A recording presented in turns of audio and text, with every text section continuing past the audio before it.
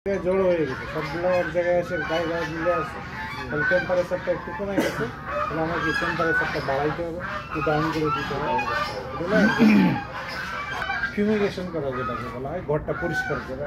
Fumigation করা মানে জীবাণুমুক্ত করা, সেটা হলো জীবাণুনাশক দিয়ে, অথবা এই যে আপনার মধ্যে পলরাশ দিলে সাথে সাথে একবার ধোয়া করতে বলে যাবে।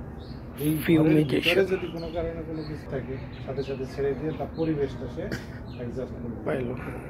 তো প্রথমে বাচ্চাটা আমরা নেওয়ার আগে তো এই যে ঘরটা পরিষ্কার করে গোবর টুবার জ্বালায় টালায় সিটগার্ড দিয়ে রেখে, বাকি যে পাত্রগুলো আছে এগুলো পরিষ্কার করে সুন্দর করে আমরা রেখে দেওয়ার পরে তারপরে আমরা যখন বাচ্চা নিয়ে আসবো লাইচোভিট বুস্টার, এটা হলো পরে, মানে প্রথম 2-3 ঘন্টা তাকে গ্লুকোজের পানি দেওয়া হয় যাতে সে, আর হচ্ছে বাচ্চা ফুটানোর 72 ঘন্টার মধ্যে তাকে কিছু না দিতে কোনো অসুবিধা 3 দিন সে তার খাবার আছে, এনার্জি আছে, কুসুমটা আছে, মানে এখনো সে এটা ইয়ে করে নাভিকাসা বলে না, নাভিকাসা মানে ওটা কুসুমটা ওইখান থেকে সে এনার্জি অ্যাবজর্ব করে।